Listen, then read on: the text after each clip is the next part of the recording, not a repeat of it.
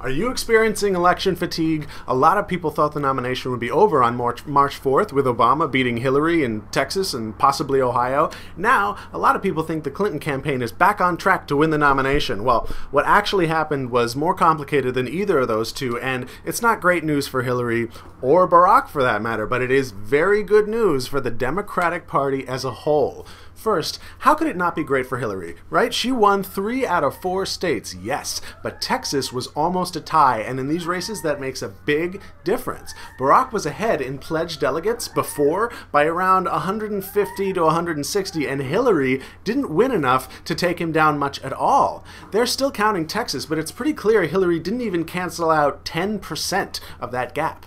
With Wyoming and Mississippi expected to choose Obama in the next few days, it looks like Hillary's alleged firewall didn't bring her back. It just sort of pushed them both down the line. Now the problem is, if Hillary keeps winning by a little, then Obama will stay ahead, but she won't be pushed out.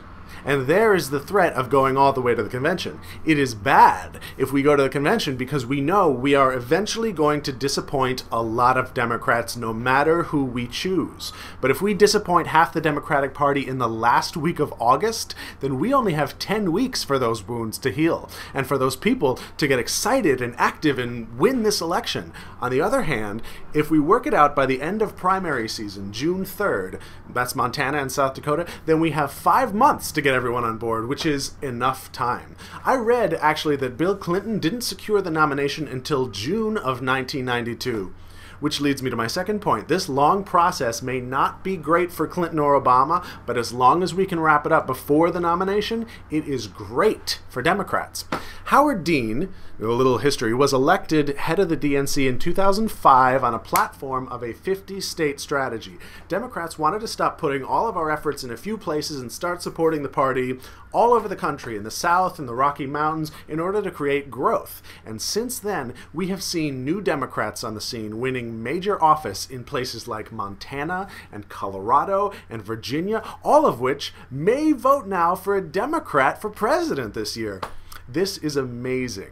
I don't know if it's necessarily thanks to Howard Dean and the DNC, but I do know that Democrats are looking at the whole country as the playing field now, and not just 6 states like last time.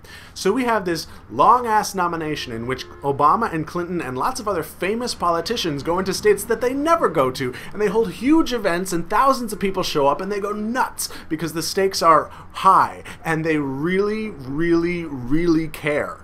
And they register new people to vote, and new people are paying attention, in part because the presidency just came to their backyard, and in part because it's a magnetic idea that at this point we couldn't choose a white man if we wanted to. And all this hard work and unusual circumstance becomes the traveling Democrat recruitment show, and it will help Tom Udall in the Senate in New Mexico, and it'll help Jeanne Shaheen in New Hampshire, and Mark Begich in Alaska, and Al Franken in Minnesota. And that, my friends, is the tip of the iceberg. I'm not even going to get started on the House of Representatives. That was just a few seats in the Senate.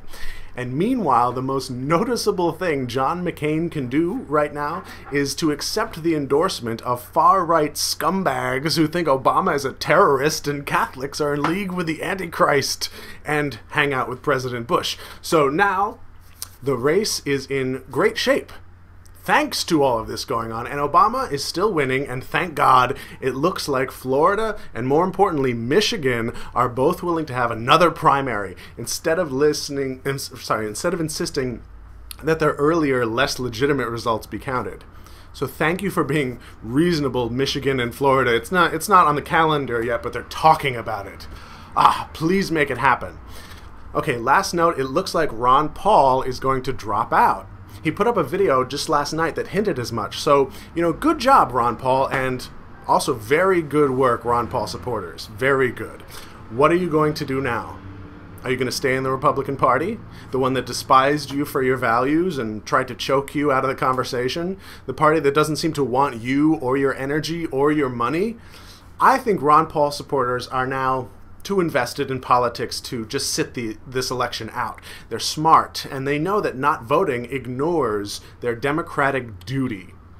I think some will stay with McCain, especially if Dr. Paul endorses him, and some will go to Ralph Nader because they're ambitious enough to like long shots, but most will probably choose Obama, partly because he's the most anti-war choice, and a little bit because he's the strongest constitutional law expert, and largely because it feels like a movement, and that's what they're used to. Now, if you are a Paul supporter and you're thinking about where to go when his campaign is over, I would love to hear your thoughts. Thank you for watching. Please subscribe.